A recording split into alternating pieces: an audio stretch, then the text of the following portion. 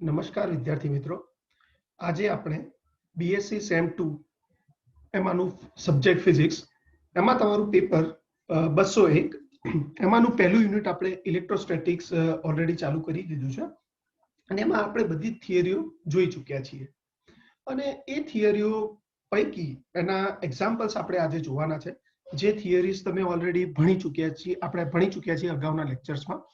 તો એ એક્ઝામ્પલ્સ તમને એક્ઝામમાં પૂછી શકે છે 4 માર્ક્સમાં કે 6 માર્ક્સમાં કઈ ટાઈપનું એક્ઝામ્પલ્સ છે. તો થિયરીની ઓરમાં પણ તમને એક્ઝામ્પલ પૂછી શકે છે અને જસ્ટ તમારે જે ઇક્વેશન્સ છે એ કેવી રીતે યુઝ કરવાના છે અને એમાં કેવી રીતે કિંમત મૂકી અને એક્ઝામ્પલ્સ કરવાના છે એ આપણે જોઈએ. તો સૌથી પહેલો એક્ઝામ્પલ છે કે એક બંધ પૃષ્ઠમાં 1000 વિદ્યુત ક્ષેત્ર રેખાઓ દાખલ થાય છે અને 750 ક્ષેત્ર રેખાઓ પૃષ્ઠમાંથી બહાર આવે છે. તો આ પૃષ્ઠ વડે ઘેરાતો વિદ્યુતભાર કેટલો હશે? આપણને આવું કીધું છે કે કોઈ એક બંધ પૃષ્ઠમાંથી આપણે એક બંધ પૃષ્ઠ વિચારીએ, ધારો કે આ રીતનું બંધ પૃષ્ઠ છે આપણી પાસે, એમાંથી 1000 વિદ્યુત ક્ષેત્ર રેખાઓ દાખલ થાય છે. તો એ વિદ્યુત ક્ષેત્ર રેખાઓ ધારો કે 1000 આમ દાખલ થતી હોય, ધારો કે આપણે અહીંયા એક્ઝામ્પલમાં બતાવીએ છીએ 1000 ધારો કે વિદ્યુત ક્ષેત્ર રેખાઓ દાખલ થાય છે અને બહાર કેટલી આવે છે? 750 જેટલી આપણી બહાર આવે છે. તો આ બંધ પૃષ્ઠ વડે ઘેરાતો ચોખ્ખો વિદ્યુતભાર આપણો કેટલો હશે એ આપણે શોધવાનો છે. તો આપણે જાણીએ છીએ કે કોઈ પણ બંધ પૃષ્ઠ વડે ઘેરાતું ચોખ્ખું વિદ્યુત ફ્લક્સ કેટલું હશે? આપણું ચોખ્ખું વિદ્યુત ફ્લક્સ, એ ચોખ્ખું વિદ્યુત ફ્લક્સ આપણે નક્કી કરવું હોય તો EDS is equal to phi is equal to Q upon epsilon naught. આ બંધ પૃષ્ઠ વડે ઘેરાતો કુલ વિદ્યુતભારના 1 upon epsilon naught ગણું હોય છે, જે આપણે ઓલરેડી જાણીએ છીએ કે કેટલું હોય છે. ક્લિયર? તો ધારો કે અંદર આવતું કુલ ફ્લક્સ આપણે ગણવું હોય તો અંદર આવતી કુલ વિદ્યુત ક્ષેત્ર રેખાઓ કેટલી છે આપણી પાસે? 1000. અંદર આવતી કુલ વિદ્યુત ક્ષેત્ર રેખાઓ આપણી પાસે છે 1000 અને બહાર નીકળતી વિદ્યુત ક્ષેત્ર રેખાઓ આપણી પાસે છે 750. તો અંદર આવતું આપણે ચોખ્ખું વિદ્યુત ફ્લક્સ ગણીએ તો બહાર જતું અને અંદર આવતું આ બંનેનું પરિણામી જે મળે તમને એ આપણને મળશે ચોખ્ખું વિદ્યુત ફ્લક્સ. તો આપણે ધારો કે બહાર આવતું ફ્લક્સ ગણીએ φ1, તો φ1 ને આપણે દર્શાવીએ જે ક્ષેત્ર રેખાઓ, ધારો કે અંદર આવતું વિદ્યુત ફ્લક્સ ને આપણે φ1 વડે દર્શાવીએ છીએ. તો જે ક્ષેત્ર રેખાઓ અંદર તરફ દાખલ થાય છે એને આપણે શેના તરીકે ઓળખીએ છીએ? Q1 અથવા Q1 upon epsilon naught is equal to -1000. -1000 ને આપણે અંદરની તરફ દાખલ થાય છે એટલા માટે આપણે એને -1000 વડે દર્શાવ્યા છે. આ અંદર તરફ જે દાખલ થાય છે વિદ્યુત ક્ષેત્ર રેખા એટલા માટે આ નેગેટિવ સાઇન છે. તમે આને બી આપી શકો છો જે બહાર તરફ નીકળે છે, પણ આપણે જનરલી અંદર તરફ આવતું ફ્લક્સ છે એટલે એને માઇનસ સાઇન વડે દર્શાવીએ છીએ. એ જ રીતે બહાર આવતું ફ્લક્સ આપણે જેમ જોઈએ કે બહાર આવતું ફ્લક્સ આપણું જે છે એ કેટલું છે? Q2 upon epsilon naught, એ આપણું 750 જેટલું છે. એ આપણું કેટલું છે? 750 જેટલું. તો એ 750 તમારું આ રહ્યું. ક્લિયર? એ તમારું આપણું 750 અહીંયા છે ઓલરેડી 750. તો આપણે જેમ જોઈએ કે હવે ચોખ્ખું વિદ્યુત ફ્લક્સ φ બરાબર φ1 અને φ2 નો સરવાળો. તો φ1 ને φ2 નો આપણે સરવાળો કરીએ તો કેટલું આવશે? 1000 -1000 plus 750 -1000 plus 750. તો એ આપણું આવશે આ રહ્યું -1000 plus 750 બરાબર -250 ન્યૂટન પર કુલમ ઇન્ટુ મીટર સ્ક્વેર. તો જે Q by epsilon naught ચોખ્ખું વિદ્યુત ફ્લક્સ છે આપણને કેટલું મળશે? તો એ આપણને મળશે -250. હવે નેક્સ્ટ, તો Q upon epsilon naught આપણને મળે છે -250. હવે આમાં Q આપણે શોધવાનો છે. આ જે સમીકરણ જે છે આપણે મળ્યું જે છે એમાંથી આપણે શોધવાનો છે શું? તો કે આપણને શોધવાનું છે Q. આ જે Q આપણે શોધીશું એ Q આપણો કેવો હશે? તો Q બરાબર -250 into epsilon naught. હવે epsilon naught ની આપણને વેલ્યુ ખબર છે, કેટલી છે? તો epsilon naught ની આપણી વેલ્યુ છે 8.85 × 10⁻12. તો આ બંનેનો ગુણાકાર કરી આપણને જે અંતમાં જવાબ મળે છે એ તમારો -2.21 નેનોકુલમ એ તમારો આન્સર છે. કઈ નહીં, પણ ખાલી આટલી એની કિંમતો મૂકવાની છે અને જે બી તમારો આન્સર આવે એ તમારે શોધવાનો છે. તો આના સિવાય તમને આ ચોખ્ખું વિદ્યુત ફ્લક્સ જે શોધવાનું કીધું છે, તો બહાર આવતી ક્ષેત્ર રેખાઓ અને અંદર આવતી ક્ષેત્ર રેખાઓની કિંમતો બદલી પણ શકે છે. તો એ પ્રમાણે જે રીતે તમને ક્ષેત્ર રેખાઓ આપી હોય એ પ્રમાણે ફ્લક્સ શોધી અને આપણે કેટલો વિદ્યુત ભાર ઘેરાય છે એના વડે એ આપણે શોધી શકીએ છીએ. ક્લિયર? તો આ હતો તમારો પહેલો એક્ઝામ્પલ. એક્ઝામ્પલ નંબર 2 તમારો આવો છે કે સાબુના દ્રાવણના એક પરપોટાને વિદ્યુત ભારિત કરવામાં આવે. સાબુના દ્રાવણના એક પરપોટાને વિદ્યુત ભારિત કરવામાં આવ્યો છે. તેની ત્રિજ્યા કેટલી થાય છે? 0.04 સેન્ટીમીટર. તો સાબુના દ્રાવણના એક પરપોટાને વિદ્યુત ભારિત કરવામાં આવે ત્યારે તેની ત્રિજ્યા 0.04 સેન્ટીમીટર છે. ત્યારે સાબુના દ્રાવણનું પૃષ્ઠતાણ કેટલું છે? T બરાબર 24 × 10⁻³ ન્યૂટન ઇન્ટુ મીટર છે. આ સ્થિતિમાં એવું જાણવા મળે છે કે પરપોટાની અંદર અને બહારના દબાણ સમાન છે. પરપોટાની અંદર અને બહારના દબાણ સમાન છે. તો પરપોટા પર કેટલો વિદ્યુત ભાર મૂક્યો હશે? આપણે શોધવાનું છે Q. પરપોટા પર કેટલો વિદ્યુત ભાર મૂક્યો હશે? આપણે Q શોધવાનો છે. Q બરાબર કેટલો આપણો હોય એ આપણે શોધવાનું છે. ક્લિયર? તો ફરીથી એકવાર એક્ઝામ્પલ જોઈએ કે સાબુના દ્રાવણના એક પરપોટાને વિદ્યુત ભારિત કરવામાં આવે તો ત્યારે તેની ત્રિજ્યા 0.04 સેન્ટીમીટર છે. સાબુના દ્રાવણનું પૃષ્ઠતાણ T બરાબર 24 × 10⁻³ ન્યૂટન ઇન્ટુ મીટર છે. તો આ સ્થિતિમાં એવું જાણવા મળે છે કે પરપોટાની અંદર અને બહારના દબાણ સમાન છે.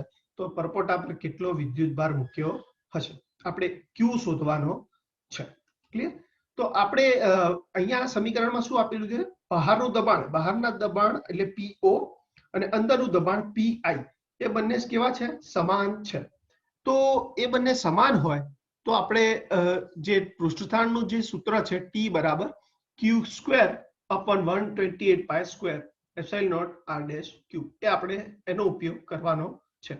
તો આમાંથી Q ને સૂત્રનો કરતા બનાવીએ તો આ જે લેફ્ટ હેન્ડ સાઈડનું જે આખું પદ છે તમારું, લેફ્ટ હેન્ડ સાઈડનું આખું આ જે પદ છે નીચે આખું, એ તમારું આ બાજુ જશે, T ના સાથે ગુણાશે અને Q² છે અહીંયા, તો Q કરશું તો √128π² ε0R'³ T √ આ બધાની વેલ્યુ આપણે મૂકીએ. આ બધાની વેલ્યુ આપણી જે છે એ બધી છે 128 ના એઝ ઇટ ઇઝ. પાઈ ની કિંમત છે આપણી 3.14, એપ્સિલોન ની કિંમત છે 8.85 × 10⁻12, r ની કિંમત આપણને આપી દીધું 0.04, તો એ આપણે ઓલરેડી મૂકી દઈશું. અને t ની બી કિંમત, પૃષ્ઠતાણની કિંમત પણ આપણને અહીંયા આપી દીધેલી છે, એ 24 × 10⁻³ છે. ક્લિયર? તો આ બધાની વેલ્યુ મૂકીએ અને તો આપણને અંડર રૂટ મળશે 1.7 × 10⁻14. અંડર રૂટ આપણે રિમૂવ કરીએ તો આપણને આન્સર મળશે 1.3 × 10⁻7 કુલમ. આનો મતલબ થાય આપણને 13 માઇક્રોકુલમ જેટલો વિદ્યુત ભાર આપણને મળે છે. આ જે આન્સર આવશે આપણો 13 માઇક્રોકુલમ જેટલો આવે છે. તો પૃષ્ઠતાણની કિંમત કે ત્રિજ્યાની કિંમત બદલીને પણ તમે આ રીતના એક્ઝામ્પલ્સ પૂછી શકે છે. તો આની મદદથી તમે આ સૂત્રની મદદથી જે T બરાબર Q² 128 T = Q²/128π² ε0R'³ આ સૂત્રની મદદથી તમે ઉપયોગ કરી અને પૃષ્ઠતાણ કીધું તો પૃષ્ઠતાણ અને વિદ્યુતભાર કીધું તો વિદ્યુતભાર પણ શોધી શકો છો. ક્લિયર? તો આ થયો તમારો સેકન્ડ એક્ઝામ્પલ. થર્ડ એક્ઝામ્પલ તમારો કયો છે? લેટ્સ સી, જે તમને 4-5 માર્ક્સમાં બી પૂછી શકે છે. જે થર્ડ એક્ઝામ્પલ જે છે તમારો એ તમને 4-5 માર્ક્સમાં બી પૂછી શકે છે. તો એ એક્ઝામ્પલ તમારો આવો છે. સાબુના દ્રાવણના પરપોટાની ત્રિજ્યા બમણી કરવા માટે તેના પર કેટલો વિદ્યુતભાર મૂકવો પડે? સાબુના દ્રાવણના પરપોટાની ત્રિજ્યા બમણી કરવા માટે આપણે r = 2r કરવા માટે કેટલો વિદ્યુતભાર મૂકવો પડે? આ ધારો કે તમારો સાબુનો પરપોટો છે, આની ત્રિજ્યા આપણે બમણી કરવી છે. ત્રિજ્યા બમણી કરવી છે એનો મતલબ આની સાઈઝ ડબલ થશે. આટલી સાઇઝ કરવી છે તો આની ઉપર કેટલો વિદ્યુતભાર મૂકવો પડે એ ક્યુ આપણે શોધવાનો છે. ક્યુ ઇઝ ઇક્વલ ટુ કેટલા હોય એ બરાબર આપણે શોધવાનું છે. ક્લિયર? તો એની માટે આપણે ધારી લઈશું કે સૌથી પહેલું વિદ્યુતભાર મૂક્યા પહેલાનું, તો વિદ્યુતભાર મૂક્યા પહેલા પીઆઈ એ તમારું અંદરનું દબાણ, પીઓ એ વાતાવરણનું દબાણ અને આર પરપોટાની ત્રિજ્યા છે. એ આપણે ધારી લઈએ છીએ કે વિદ્યુતભાર જ્યારે મૂકીએ છીએ એની પહેલા પરપોટાની શું સ્થિતિ છે, તો પીઆઈ એ અંદરનું દબાણ છે, પીઓ એ બહારનું દબાણ છે અને આર એ તમારી પરપોટાની ત્રિજ્યા છે. તો PI minus P O is equal to 4t/r, આ જે સૂત્ર છે આપણે ઓલરેડી ભણી ગયા છીએ, એ સૂત્રનો ઉપયોગ આપણે અહીંયા કરવાના છીએ. તો આ સૂત્રની મદદથી આપણે આગળનું પણ જોઈશું. હવે નંબર 2, વિદ્યુતભાર મૂક્યા પછી, તો વિદ્યુતભાર મૂક્યા પછી શું થાય છે, તો વિદ્યુતભાર મૂક્યા પછી અંદરનું દબાણ પીઆઈ ડેશ, બહારનું દબાણ પીઓ અને ત્રિજ્યા જે છે 2r જેટલી થાય છે. r dash is equal two 2r જેટલી ત્રિજ્યા થાય છે. તો આપણને આખો સિનારિયો ખબર પડી ગઈ છે કે શું કરવાનું છે. તો અંદરનું દબાણ પીઆઈ વિદ્યુતભાર મૂક્યા પહેલા, બહારનું દબાણ પીઓ અને r એ પરપોટાની ત્રિજ્યા છે. તો PI minus P O is equal to 4t/r, આ તમારું થશે સમીકરણ નંબર 1. ક્લિયર?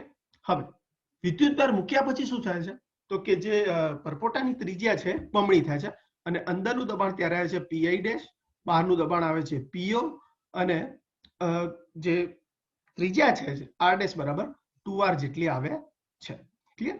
હવે તો આ જે સૂત્ર જે આપણે ઓલરેડી મેળવ્યું છે, P I dash is equal to P I dash minus P O is equal to 4/r dash T minus Q square divided by 128 pi square epsilon naught r dash cube.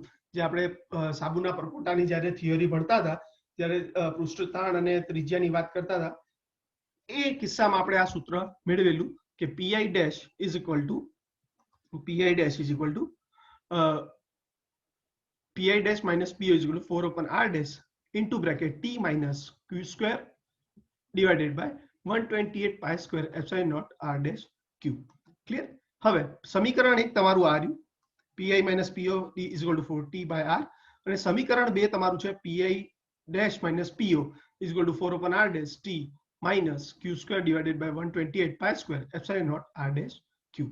હવે એકમાંથી બે બાદ કરીએ તો આપણને મળશે પીઆઈ માઇનસ પીઆઈ ડેશ, પીઓ તો કેન્સલ, બંને એક સરખા છે એટલા માટે, તો P I dash minus P O is equal to 4/r dash into bracket t minus q square, sorry, pi minus pi dash is equal to 4t/r minus 4t/r dash plus q square divided by 32 pi square epsilon naught r dash raised to 4. કારણ કે આને 4 વડે અંદર અહીંયા ગુણીશું આ સમીકરણને, તો 4t/r dash as it is minus 4 અને 128 તમે ઉડાડશો એટલે 32 અહીંયા આવશે, તો plus q square divided by 32 pi square epsilon naught r dash raised to 4. હવે આપણે જેમ બોયલના નિયમ પ્રમાણે અથવા પીઆઈ શરૂઆતનું દબાણ અને અંતિમ દબાણને કદનો જે ગુણાકાર જે છે એ સરખો આવે, તો P I dash V dash is equal to P I into V. તો પીઆઈ ડેશ ને સૂત્રનો કરતા બનાવીએ તો P I dash is equal to V upon V dash into P I. તો આપણે અહીંયા કદ જાણીએ છીએ કેટલું છે, શરૂઆતમાં 4/3 પાઈ r ક્યુબ. વી ડેશ કેટલું થશે, ત્રિજ્યા કેટલી થાય છે બમણી, તો 4/3 પાઈ r ક્યુબ હતા, બમણી થશે 2r અને એમાં મૂકીશું તો 8r ક્યુબ ઇન્ટુ પીઆઈ. તો આના બરાબર બાકી બધું ઉડી જશે, વધશે ખાલી શું, તો કે વધશે આપણને ખાલી વધશે પીઆઈ અપન 8. આ જે આન્સર છે એ વધશે ખાલી આપણો પીઆઈ અપન 8. હવે r ડેશ બરાબર આપણું શું છે 2r. હવે આ જે બંને કિંમત છે r ડેશ, આ જે r ડેશ અને પીઆઈ ડેશ ની, એ બંને કિંમત આપણે સમીકરણ 3 માં મૂકીશું. આ જે છે આપણું સમીકરણ નંબર 3 જે છે આ, એમાં સમીકરણ 4 ને 5 ની કિંમત આપણે મૂકીએ. તો પીઆઈ ડેશ બરાબર પીઆઈ અપન 8 અને r ડેશ બરાબર 2r ની કિંમત આપણે મૂકીએ, જોઈએ શું થાય છે. તો એ સૂત્રમાં મૂકતા તો પીઆઈ માઇનસ પીઆઈ ડેશ હતું, તો પીઆઈ ડેશ ની જગ્યાએ આપણે મૂકીશું PI અપન 8 is equal to 4t/r as it is minus 4t as it is, r dash ની જગ્યાએ મૂકીશું 2r અહીંયા મૂક્યા plus q² 32 q² divided by 32 pi square epsilon naught r dash ની જગ્યાએ મૂકીશું આપણે 2r એટલે 16 into r⁴. હવે આ ડાબી બાજુનું જે સાદું રૂપ આપીએ તો pi minus pi upon એટલે 7/8 pi is equal to 4t by r. 2 cancel out, 2t by r plus q square 16 into 32 32 ગુણ્યા 16 થશે 512 pi square epsilon naught r⁴ as it is. પરંતુ આપણે જાણીએ છીએ pi is equal to po plus 4t by r. તો 7 by r અહીંયા તમારું હતું pi, તો pi ની કિંમત અહીંયા મૂકીશું તો કે 7/8 po plus 4t by r is equal to 2t by r. 4t by r minus 2t by r એટલે 2t by r વધશે plus q square 500 divided by 512 pi square epsilon naught into r⁴. હવે આ 7/8 ને આ કૌંસમાં ગુણી દઈએ તો આપણને મળશે 7/8 po plus 7 into 4 7 ચોકુ 28t divided by 8r is equal to 2t by r plus q square 512 pi square epsilon naught into r⁴. Okay. હવે 7/8 po as it is plus આ ઉપર નીચે છેદ ઉડાડતા 7 ચોકુ 28 ને 4 દુ 8 એટલે 7t by 2r is equal to 2t by r plus q square divided by 512 pi square epsilon naught into r⁴. 7/8 po plus ચલો આ 2t by r આ બાજુ લઈશું તો તમારું જે સાદું રૂપ છે એ આવશે 7/8 po plus 3t by 2r is equal to q square divided by 512 pi square epsilon r⁴. 8 ને આખા સમીકરણ વડે ગુણતા આખા 8 વડે આખા સમીકરણને ગુણતા તો પહેલામાં 8 કેન્સલ તો 7po plus 8 3 જા 24 એટલે 24t divided by 2r is equal to 8q square 500 divided by 512 pi square epsilon naught r⁴. તો 7po plus 12 દુ 24 એટલે 12 ખાલી 12 વધશે 2 cancel 12t divided by r into આ બાજુ જશે આપણે 8 કેન્સલ કરીશું તો 512 ભાગ્યા 8 એટલે 64 આવશે તમારા તો 64 pi square epsilon naught r⁴ આ બાજુ જશે આ બાજુ ખાલી વધશે q square આ બાજુ ખાલી વધશે આપણા q square. તો q square આપણા અહીંયા ઓલરેડી વધે છે તો q બરાબર આ જે આખું ટર્મ જે છે આપણું એને આપણે બ્રેકેટમાં સોરી અંડર રૂટમાં લઈ લેશું તો q બરાબર આપણો આન્સર આવશે અંડર રૂટ ઓફ q બરાબર આપણો આન્સર આવશે under root of 8 pi square into under root epsilon naught 7po plus 12t upon r. આ પ્રમાણે તમે આપણે જો ત્રિજ્યા 3 ગણી બમણી કે 4 ગણી પણ કરવામાં આવે તો આ જે એક્ઝામ્પલ્સ જે આપણે ગણ્યો છે એવા એ ટાઈપના ઇક્વેશન્સનો ઉપયોગ કરી આપણે શોધી શકીએ છીએ. આ એક્ઝામ્પલ 6 માર્ક્સમાં એક્ઝામ્પલ પૂછાય છે એક્ઝામમાં તો આ પ્રમાણેના એક્ઝામ્પલ્સ 6 માર્ક્સમાં જો પૂછાતા હોય તો થિયરીની ઓરમાં ગણવા સારા કારણ કે બેઠા માર્ક્સ આપણને મળી શકે છે અને ઈઝી છે બે સૂત્રોનો ઉપયોગ કરી આખો એક્ઝામ્પલ ગણેલો છે. નેક્સ્ટ એક્ઝામ્પલ આપણે જોઈએ તો કે નેક્સ્ટ એક્ઝામ્પલ આપણો આ રીતનો છે કે r ત્રિજ્યાની એક પાતળી વિદ્યુત ભારિત કવચના r ત્રિજ્યાની એટલે આપણે જોઈએ કે શું છે આ r ત્રિજ્યાની આપણી એક પાતળી વિદ્યુત ભારિત કવચના વિદ્યુત ક્ષેત્રમાં સંગ્રહિત કુલ ઉર્જા આપણે શોધવાની છે. કવચ પર q જેટલો વિદ્યુત ભાર નિયમિત રીતે પથરાયેલો છે તો કવચ પર જે વિદ્યુત ભાર પથરાયેલો છે એ કેટલો છે આપણો q જેટલો. એક કવચ પર વિદ્યુત ભાર કેટલો છે q જેટલો પથરાયેલો છે. અહીંયા તમે ગણો કે નિયમિત રીતે એટલે સરખા અંતરે આપણે પથરાયેલો હશે આખા સપાટી ઉપર q જેટલો વિદ્યુત ભાર પથરાયેલો હશે આપણે. તો આપણે જાણીએ છીએ કે જે નિયમિત રીતે પથરાયેલું વિદ્યુતભાર હોય તો એની ઉર્જાનું સૂત્ર એપ્સિલોન નોટ e²/2 જેટલું હોય છે. એપ્સિલોન નોટ e²/2 જેટલું હોય છે. હવે આ આખા ઉપર શોધવું હોય તો આપણે ઇન્ટિગ્રેશન લેવું પડે. તો આપણું જે ઇક્વેશન જે છે સૌથી પહેલું ઇક્વેશન આપણું જે છે એ આ જે ઇક્વેશન તમારું આ રીતનું છે કે w = integration epsilon naught w is equal to epsilon naught by 2 integration e square into d tau.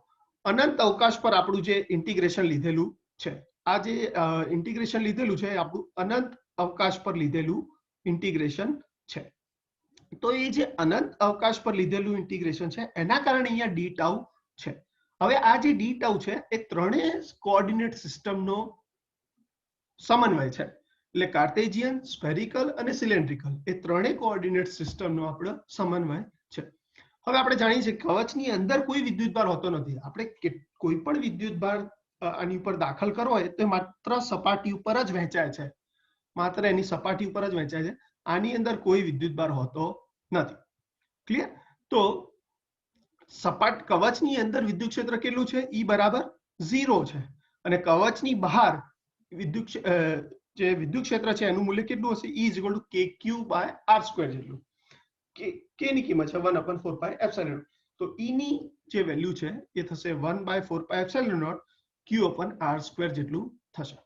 આ કિંમત આપણે આમાં મૂકીએ તો w બરાબર ε0/2 as it is integration E ની કિંમત મૂકીએ તો 1/4π છે એટલે 16π² ε0² q² ને r⁴. અને અહીંયા જે આવશે આ જે કોઓર્ડિનેટ સિસ્ટમ જે આપણી છે r² dr sin θ dθ dϕ એ જે સ્ફેરિકલ કોઓર્ડિનેટ સિસ્ટમ છે. આપણે ખાલી કાર્ટેશિયન કોઓર્ડિનેટ સિસ્ટમ લખવી હોય તો dx dy dz લખી શકાય, પરંતુ અનંત અવકાશ પર આપણે આ જે કીધું છે તો એની માટે આ જે આપણને દેખાય છે r² dr sin θ dθ dϕ આ જે છે તમારું સ્ફેરિકલ કોઓર્ડિનેટ સિસ્ટમમાં આખી રિપ્રેઝન્ટેશન છે. તો એનું જે આપણે સાદું રૂપ છે કેવી રીતે આપવાનું છે લેટ્સ સી. તો એનું સાદું રૂપ આપણે આ રીતે આપીશું. તો આમાંથી જે અચળ હોય આપણે બહાર લઈ લઈએ. તો ε0/2 ઓલરેડી અચળ હતા જ, એ આપણે બહારના બહાર રાખ્યા. તો ε0 એઝ ઇટ ઇઝ q² અચળ છે એટલે બહાર કાઢ્યા છે.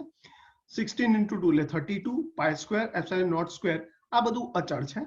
હવે અનંત અંતર માટે શોધવાનું છે એટલે એની ત્રિજ્યા r થી માંડી અને અનંત અંતર એટલે r to infinite A any limit આવશે.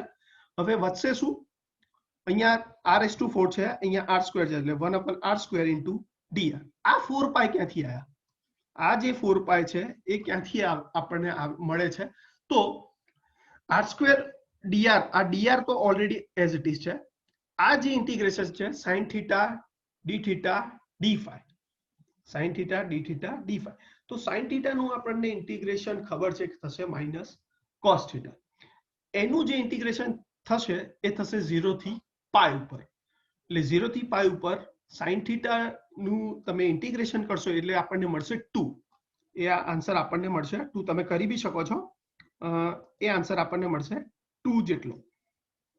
એ આન્સર આપણને મળશે 2 જેટલો. અને dϕ એનું જે ઇન્ટિગ્રેશન છે એ તમારું થશે ઇન્ટિગ્રેશન 0 to 2π જેટલું. એ આપણને મળશે ઇન્ટિગ્રેશન 0 to 2π જેટલું ઇન્ટિગ્રેશન એનું થશે. અને એમાં dϕ તો એની વેલ્યુ મળશે આપણને 2π. એની વેલ્યુ આપણને મળશે 2π. તો 2π × 2 એ આપણને મળશે 4π, જે આપણને અહીંયા બતાવેલા છે. એ રીતે અહીંયા 4π આવે છે. તો આ જે કાર્ટેશિયન કોઓર્ડિનેટ સિસ્ટમમાં sin θ dθ dϕ છે, તો sin θ dθ નું જે ઇન્ટિગ્રેશન છે એ -cos θ એ તમારી રેન્જ હશે 0 to π સુધીની. એટલે એનું ઇન્ટિગ્રેશન થશે 2 અને dϕ નું જે ઇન્ટિગ્રેશન છે એ 0 to 2π પર છે તો એનું ઇન્ટિગ્રેશન થશે 2π. તો 2π × 2 આપણને મળશે 4π. એ રીતે અહીંયા 4π આવે છે. હવે 1/r² છે તો એનું ઇન્ટિગ્રેશન આપણે જાણીએ -1/r from r to infinite. હવે તો એનું સાદું રૂપ આપીએ તો 4π as it is ε0 q² as it is 32 π² ε0². હવે -1/r નું તમારું ઇન્ટિગ્રેશન r to infinite કરશો તો એ આન્સર હશે 1/r.